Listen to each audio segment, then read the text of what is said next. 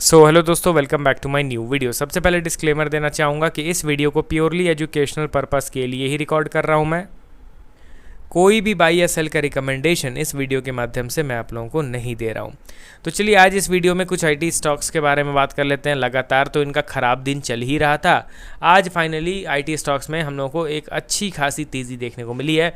तो डायरेक्टली सबसे पहले निफ्टी आईटी इंडेक्स के चार्ट को हम लोग देख लेते हैं। ठीक है, तो इंडेक्स से क्या है ना कि ओवरऑल पता चलता है। ये देखिए दोस्तों, कितने सुंदर तरीके से सपोर्ट लेवल पे बायर्स यहाँ पे एक्टिवेट हुए हैं। आप देख रहे हो ना, ये लाइन मैंने अभी नहीं ड्रॉ करा, ये लाइन बहुत पहले से ड्रॉ किया हुआ है। अगर आप मेरे चैनल को लंबे समय से वॉच कर रहे होंगे तो आपको पता होगा।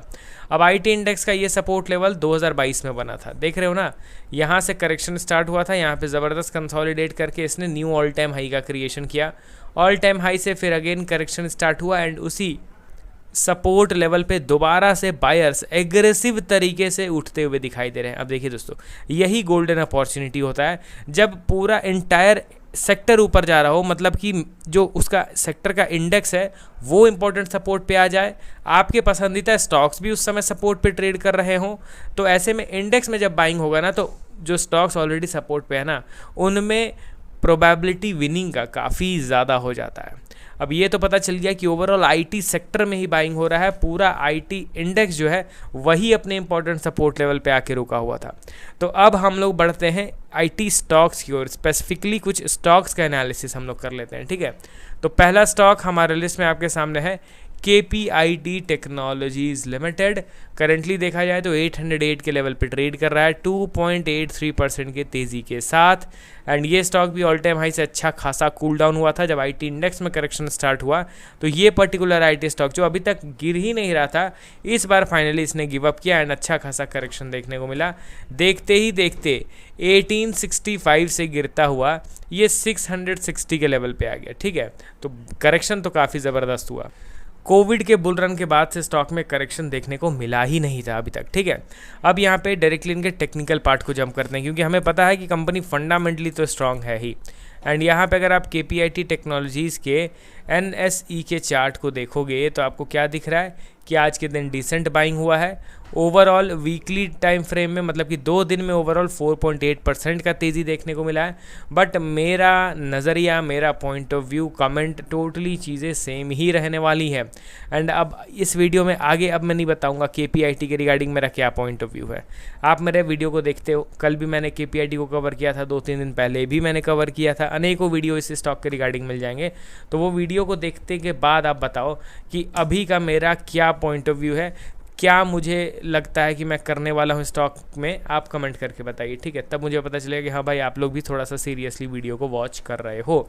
मेरा स्टांस बदला नहीं है, जो मेरा पहले का व्यू था वही व्यू अभी भी है। अब पहले का क्या व्यू था कमेंट करके बताइए ज़रा। अब चलिए बढ़ते हैं हम लोग अगले स्टॉक की ओर। हमारे लिस्ट में आपके सामने है इन्फोसिस लिमिटेड।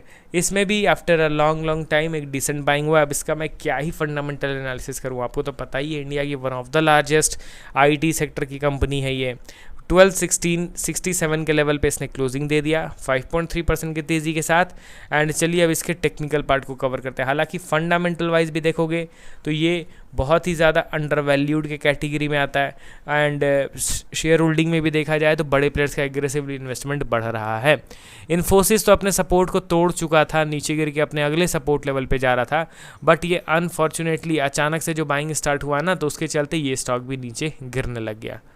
अब आप देखिए दोस्तों, तो इन्फोसिस का ये है हमारा रीसेंट रेजिस्टेंस लेवल, जिसके ब्रेकआउट के बाद हम लोग ये उम्मीद लगा सकते हैं कि स्टॉक ने फिर से सपोर्ट ले लिया। समझ रहे हो ना, स्टॉक कोई नीचे गिरे, सपोर्ट लेवल पे आए, तो वो सपोर्ट उसने लिया या नहीं कैसे पता चलता है? After analysing proper bullish price action. And ये स्टॉक इस लेवल का जब ब्रेकआउट देता है, तब हमें समझ में आता है कि हाँ भाई, फाइनली क्या होता है कि प्राइस एक्शन जो रिक्वायरमेंट रहता है सपोर्ट लेवल पे, वो बन गया। समझ रहे हो ना। तो इन्फोसिस लिमिटेड स्टॉक के रिगार्डिंग ये है इम्पॉर्टेंट लेवल। ठीक है, हालांकि वैल्यू इन्वेस्टिंग के लिए तो इन्फोसिस का मैं क्या ही कहूँ दोस्तों, वैल्यूएशन के वाइज भी ये काफ़ी अंडर वैल्यूड चल रहा है। रिजल्ट्स लगातार अच्छे आ रहे हैं। शेयर होल्डिंग में ऑलरेडी बड़े प्लेयर्स का इन्वेस्टमेंट एग्रेसिवली था ही, और वो धीरे धीरे करके इनफैक्ट इस अपना स्टेक बढ़ाते ही चले जा रहे हैं। तो सारी चीज़ें कंपनी की फेवर में है। वैल्यू इन्वेस्टिंग के लिए तो मैं इसको करंट मार्केट प्राइस में भी ग्रैब करना प्रेफर करूँगा, क्योंकि पिछले 3-4 साल से स्टॉक में कुछ भी हाई मोमेंटम एंड बुलिश तेज़ी देखने को नहीं मिली है। उस कंडीशन में मैं यहाँ पे और बड़ा फॉल तो एक्सपेक्ट नहीं कर सकता हूँ। ऑलरेडी अच्छे रिजल्ट्स लाने के बावजूद 4 साल से अंडर परफॉर्म कर रहा है। अब इस सिचुएशन में मैं और बड़ा करेक्शन कैसे उम्मीद लगा के बैठूं, समझ रहे हो ना। तो जब बड़ा करेक्शन का मेरा उम्मीद नहीं है तो मैं क्यों इसको करंट मार्केट प्राइस में ना खरीदूं, ठीक है। तो चलिए अब बढ़ते हैं हम लोग अगले और लास्ट स्टॉक की ओर। हमारे लिस्ट में आपके सामने है LTMindtree लिमिटेड। अब इसको करेंटली देखा जाए तो 3.8% की तेज़ी के साथ 4360 के लेवल पे ये ट्रेड कर रहा है। हालांकि इस स्टॉक को तो मैंने ख़रीदने का सोच लिया था जब ये सपोर्ट पे था, गिरता हुआ आ रहा था, तभी जब वहाँ पे कुछ बाइंग नहीं हो रहा था उसी समय मैंने डिसीजन ले लिया था कि भाई LTMindtree को तो इस करेंट मार्केट प्राइस में भी ख़रीदा जा सकता है, क्योंकि हर बार प्राइस एक्शन नहीं देखा जाता है, कभी कभी वैल्यूएशन देखा जाता है, स्टॉक के गिरावट के परसेंटेज को देखा जाता है, उनके रीसेंट रिजल्ट का परफॉर्मेंस को देखा जाता है। स्टॉक बाई करने से पहले specially for long term investment सिर्फ और सिर्फ टेक्निकल्स पे रिलाई नहीं करना है एंड ना ही सिर्फ और सिर्फ फंडामेंटल्स पे रिलाई करना है। हम लोगों को दोनों को कंबाइन करके दोनों के पावर को अच्छी तरीके से यूटिलाइज करके अपने इन्वेस्टमेंट एंड ट्रेडिंग जर्नी को बेहतर बनाना है।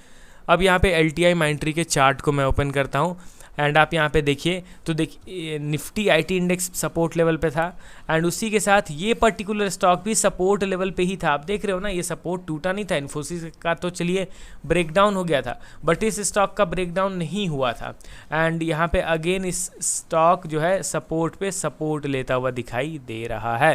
हालांकि ऑलरेडी ये वैल्यू इन्वेस्टिंग पे ट्रेड कर रहा है and for short term investors और ट्रेडर्स मैं तो यही कहूँगा कि ये मैक्स टू मैक्स हमारा एक्सपेक्टेशन रहना चाहिए 6500 के अप्रॉक्स में, क्योंकि इस पर्टिकुलर लेवल से मल्टीपल टाइम स्टॉक में सेलिंग हुआ है। तो मैं ये नहीं कॉन्फिडेंटली कह पाऊंगा कि नहीं भाई इस बार ये सेलिंग नहीं होगा, इस बार ये ब्रेकआउट दे देगा, नहीं, ये कोई नहीं बता सकता। ये तो तभी पता चलेगा जब वो उस रेजिस्टेंस पे किस तरीके से बिहेव कर रहा है उसके एनालिसिस के बाद। तो अभी तो वो उस लेवल पे गया नहीं है कि हम लोग उसके बिहेवियर को ट्रैक कर सकें, समझ रहे हो ना। तो इसीलिए LTMindtree ऑलरेडी सपोर्ट पे था, एक अच्छा खासा बुलिश प्राइस एक्शन बन गया, वेल एंड गुड। इसी तरीके के most of the IT stocks में आपको मिलेंगे। आपको बस फ़र्क क्या देखना है कि किस स्टॉक में बाइंग के बाद आज बुलिश प्राइस एक्शन बन गया, किस स्टॉक में बाइंग के बावजूद आज कुछ खास प्राइस एक्शन नहीं बना है। तो जिनमें बुलिश प्राइस एक्शन बना हो, स्पेशली इंपॉर्टेंट लेवल्स पे, सपोर्ट लेवल्स पे, तो उन पे थोड़ा ज़्यादा रिलाई हम लोग कर सकते हैं बाकी के स्टॉक्स के कंपैरिजन में। तो आई होप ये कॉन्सेप्ट्स आपको समझ में आ रहे होंगे।